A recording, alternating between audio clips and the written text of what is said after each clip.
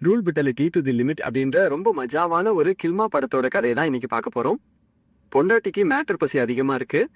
ஆனா புருஷனால பொண்டாட்டி ஆசைப்படுற மாதிரி நல்லா மேட்டர் பண்ணி அவளை சந்தோஷப்படுத்த முடியல. தினமும் பொண்டாட்டி இன்பத்துக்காக இயங்குறத புருஷன் கவனிக்கிறான். அவளோட கஷ்டத்தை தீர்க்கிறதுக்காக புருஷன் சொல்றான், நீ யாரு கூட வேணாலும் மேட்டர் பண்ணிக்கோ, கில்மாவா இரு, எனக்கு எந்த பிரச்சனையும் இல்லை, ஆனா ஒரு நிபந்தனை, ஒரு கண்டிஷன். நீ யாரு கூட மேட்டர் பண்ணாலும் எல்லாம் முடிஞ்சதுக்கு அப்புறம் என்கிட்ட வந்து நடந்த கில்மாவான விஷயம் எல்லாத்தையும் ஒண்ணு விடாம ரொம்ப டீட்டெயிலா சொல்லணும். இந்த நிபந்தனைக்கு உனக்கு சம்மதம்னா நீ ஆசைப்படுற மாதிரி யாரு கூட வேணாலும் எப்படி வேணாலும் மஜாவா இருந்துக்கோ அப்படின்னு புருஷன் சொல்ல பொண்டாட்டியும் இந்த நிபந்தனைக்கு சரின்னு ஒத்துக்கிறா. அதுக்கப்புறம் கண்டவனை எல்லாம் கரெக்ட் பண்ணி கண்ணா பின்னான்னு மேட்டர் பண்ணி வாழ்க்கைய ரொம்ப சந்தோஷமா என்ஜாய் பண்றா. அவளுக்கு நடக்கிற எல்லா கில்மா விஷயங்களையும் ரொம்ப டீட்டெயிலா புருஷன்கிட்ட வந்து சொல்றா. அதெல்லாம் கேட்டு புருஷன் என்ன பண்ணா, அதுக்கப்புறம் என்ன ஆச்சு, அதுதான் இந்த படத்தோட கதை. ஹீரோயினும் அவளோட புருஷனும் சுமாரான வாழ்க்கைய வாழ்ந்துட்டு வராங்க. ஹீரோயினுக்கு மேட்டர்னா ரொம்ப பிடிக்கும். சாப்பாடு தண்ணி இதெல்லாம் இல்லாம கூட இவ வாழ்ந்துருவா. ஆனா மேட்டர் பண்ணாம இவளால இருக்கவே முடியாது. ஆனா இவளோட புருஷனால இவளை சந்தோஷமா வச்சுக்கவே முடியல. அவ ஆசைப்படுற மாதிரி ரொம்ப நேரம் மேட்டர் பண்ண இவரால முடியல.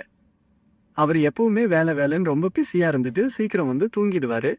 ஹீரோயின் வந்து மேட்டருக்கு கூப்பிடும்போது நான் ரொம்ப டயர்டா இருக்கிறேன், நாளைக்கு பண்ணலாம் அப்படின்னு சொல்லி இவர் தூங்க போயிடுவாரு.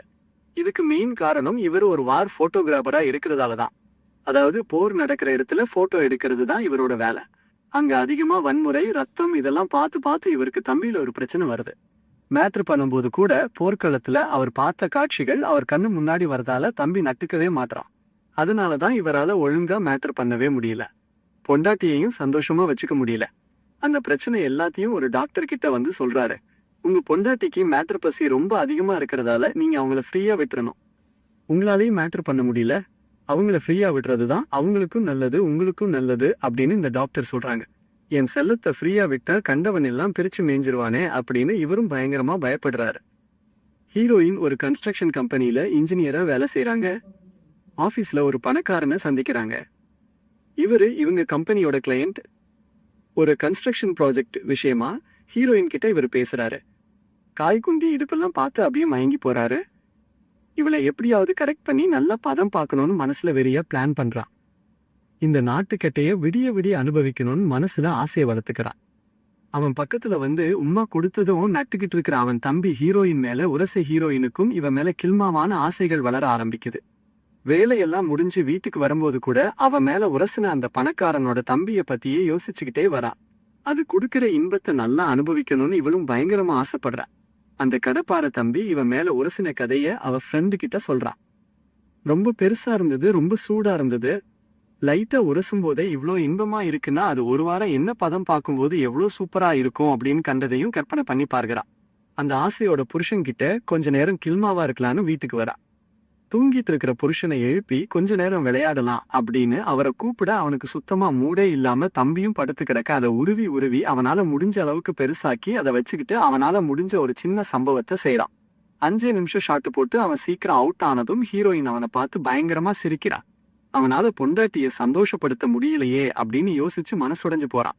மேட்ரு பசி அதிகமா இருக்கிற பொண்டாட்டி அந்த டாக்டர் சொன்ன மாதிரியே கண்டவன் கூட மேட்ரு பண்ணி என்ஜாய் பண்ற மாதிரி ஃப்ரீயா விட்டுலாமா அப்படின்னு இவன் யோசிக்க ஆரம்பிக்கான். மறுநாள் ஹீரோயின் ஆபீஸ்க்கு வரும்போது இந்த பணக்காரன் ஹீரோயினுக்காக வெயிட் பண்ணிட்டு இருக்கான். இவன்கிட்ட இருக்கிற பணத்துக்கு இவன் யாரை நினைச்சாலும் போட முடியும். அப்படி இருந்து ஹீரோயின் மேல ஒரு வெறியா இருக்கிறான். எப்படியாவது இவளை கரெக்ட் பண்ணி நல்லா ஷார்ட் போட்டு என்ஜாய் பண்ணணும் அப்படின்னு இவன் ரொம்ப ஆசையா இருக்கிறான். இவன் தம்பியும் எப்ப பார்த்தாலும் நட்டுக்கிட்டு இருக்கிறதால இவன் மனசுல என்ன ஆசைப்படுறான் அப்படின்னு ஹீரோயினுக்கும் புரியுது. புருஷனுக்கு தெரியாம இந்த பணக்காரன் கூட ரொம்ப மஜாவா இருக்கணும்னு ஹீரோயினும் ஆசைப்படுறான். இவன் பக்கத்துல வந்து உம்மா கொடுக்கும் போதெல்லாம் அவன் தம்பி ஹீரோயின் மேல உரச அவளுக்குள்ள இருக்கிற பசி அதிகமாயிட்டே போகுது. புருஷனாலையும் ஒன்னும் பண்ண முடியல, பொண்டாட்டியோட பசியை தீர்க்க முடியல.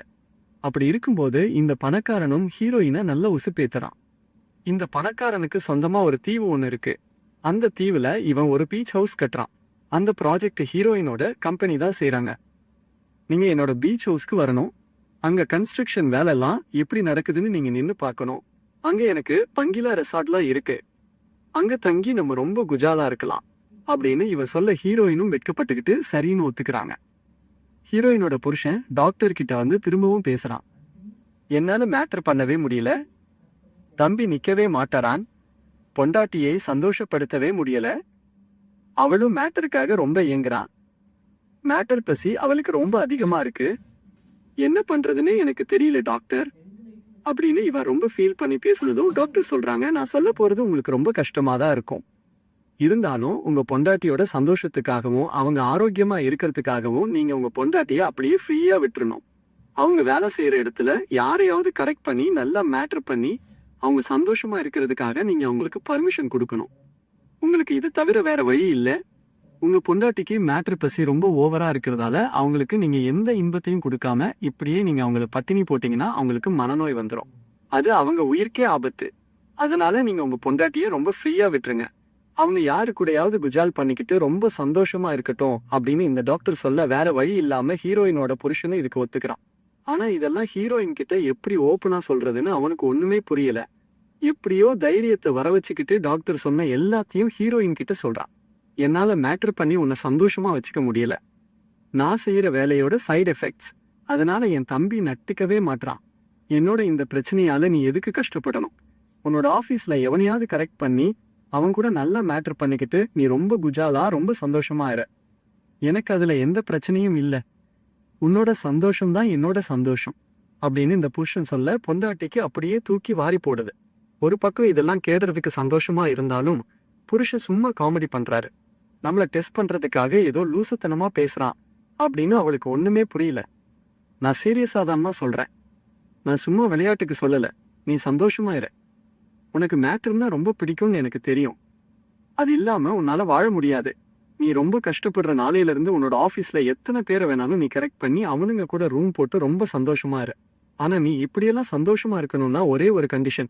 அது என்னன்னா, நீ எவன் கூட மேட்டர் பண்ற, எத்தனை பேர் கூட பண்ற, எப்படியெல்லாம் பண்ற, அவனுங்க உன்னை என்னெல்லாம் பண்றானுங்க, எப்படியெல்லாம் ஷார்ட் போட்டு துடிக்க விடுறானுங்க, வேற என்னெல்லாம் கேவலமான வேலைகளை செய்யறானுங்க, அப்படி எல்லாத்தையும் ஒண்ணு விடாம அன்னைக்கு மேட்டர் முடிஞ்சதும் நீ என்கிட்ட சொல்லணும். உனக்கு நடக்கிற எல்லா விஷயங்களும் டீட்டெயிலா எனக்கு தெரியணும். அது மட்டும்தான் என்னோட கண்டிஷன். நீ இதுக்கு ஒத்துக்கிட்டா நீ என்ன வேணாலும் செய்யலாம். எவன் கூட வேணாலும் ரூம் போட்டு ரொம்ப குஜாலா இருக்கலாம் அப்படின்னு புருஷன் அவனோட கண்டிஷனை சொன்னதும் பொண்டாட்டியும் உடனே சரின்னு ஒத்துக்கிறான். இவ ரொம்ப பசியா இருக்கிறதால ரொம்ப அதிகமா யோசிக்காம டக்குன்னு சரின்னு ஒத்துக்கிறான். என்னடா இவ பேச்சுக்கு கூட ஒரு வார்த்தை வேணான்னு சொல்லாம டக்குன்னு சரின்னு சொல்லிட்டாலே அப்படின்னு புருஷனுக்கும் அப்படியே தூக்கி வாரி போடுது. அப்புறம் என்ன, மறுநாளே இந்த பணக்காரனை சந்திச்சு மஜாவா இருக்கிறதுக்காக அவனோட தனித்தீவுக்கு இவங்க போறாங்க. அவனும் சும்மா இல்லாம ஃப்ளைட்லயே வச்சு நல்லா உருட்டி பிசைஞ்சு அவன் வேலையை ஆரம்பிக்கிறான். அவனுக்கு சொந்தமான தனித்தீவுல மேட்டர் பண்றதுக்குன்னே ஒரு பங்களாவே கட்டி வச்சுக்கிறான். அங்க கொண்டு போய் விடிய விடிய பதம் பார்க்கிறான். அவன் எப்படியெல்லாம் ஷாட் போடணும்னு மனசுல ஆசைப்பட்டானோ அது மாதிரி எல்லாமே செஞ்சு ஹீரோயினை ஒரு வழி ஆக்குறான். ஒரு நாள் நல்ல குஜால் பண்ணிட்டு விட்டுருவான்னு பார்த்தா 5 நாள் அந்த மேட்டர் பங்களாவில வச்சு ஹீரோயின் போதும் போதும் சொல்ற வரைக்கும் கண்ணா பின்னான்னு மேட்டர் பண்ணி பிரிச்சு மேயறான். முன்னாடி பின்னாடி வாயில அப்படின்னு ஒரு இடம் விடாம எல்லா இடத்துலயும் அவனோட முத்திரையை பதிக்கிறான். இனிமே நீ எவன் கூட செஞ்சானோ என்னை மறக்கவே கூடாது அப்படின்னு மனசுல வெறி ஏத்திக்கிட்டு ஒரு தரமான சம்பவத்தை செய்யறான். நல்லா கிழு கிழு கிழுன்னு எண்ணெய் தடவி யாருமே போகாத ஆழங்களுக்கு போய் அவனோட வெற்றி கொடியை நட்டு வைக்கிறான். காஸ்ட்லியான சரக்கு, சாப்பாடு, பாட்டு, கூத்து, டான்ஸ்னு அந்த 5 நாளும் இவங்க 2 பேரும் வார்த்தைகளால விவரிக்க முடியாத அளவுக்கு ரொம்ப மஜாவா இருக்கிறாங்க. பாதுகாப்பு போட்டுக்கிட்டு பண்ணுங்கன்னு ஹீரோயின் எவ்வளவு சொல்லியும் கேட்காம நான் என் இஷ்டத்துக்கு தான் செய்வேன்னு சொல்லி ரொம்ப ஆழமா இறங்கி சில்லறைய சிதற விடுறான். இப்படி எல்லாம் கண்ணா பின்னான்னு புழக்கா வாசிப்பாருன்னு ஹீரோயின் கொஞ்சம் கூட எதிர்பார்க்கல. இந்த பணக்காரனும் தம்பி நின்னு பேசுறதுக்காக ரொம்ப காஸ்ட்லியான மருந்தெல்லாம் சாப்பிட்டுக்கிட்டு அந்த 5 நாளும் ஒரு செகண்ட் கூட வேஸ்ட் பண்ணாம இந்த நாட்டுக்கட்டைய அக்கா பிரிச்சு நல்ல பதம் பாக்குறான். அவங்க எல்லாம் செஞ்சுட்டு இருக்கும் போதே புருஷன் ஃபோன் பண்றான். என்னடி 2 நாள்ல வந்துருவேன்னு சொல்லிட்டு இப்ப 4 நாள் முடிஞ்சிருச்சு, இன்னும் நீ வீட்டுக்கு வரல? மேட்டர்லாம் ரொம்ப சூப்பரா போதா? அவன் கொடுக்குற குத்துல நீ என்ன மறந்துட்டியா அப்படின்னு புருஷன் கேட்க, இங்க ரொம்ப மஜாவா இருக்கிறதால டைம் போறதே தெரியல அப்படின்னு பொண்டாட்டி சொல்றான். சரி சரி, எப்படி எல்லாம் மேட்டர் நடந்தது, உன்னை என்னெல்லாம் பண்ணா சொல்லு அப்படின்னு புருஷன் கேட்ட பொண்டாட்டியும் அவ விதவிதமா வாங்கின குத்தெல்லாம் ரொம்ப டீட்டெயிலா சொல்றான்.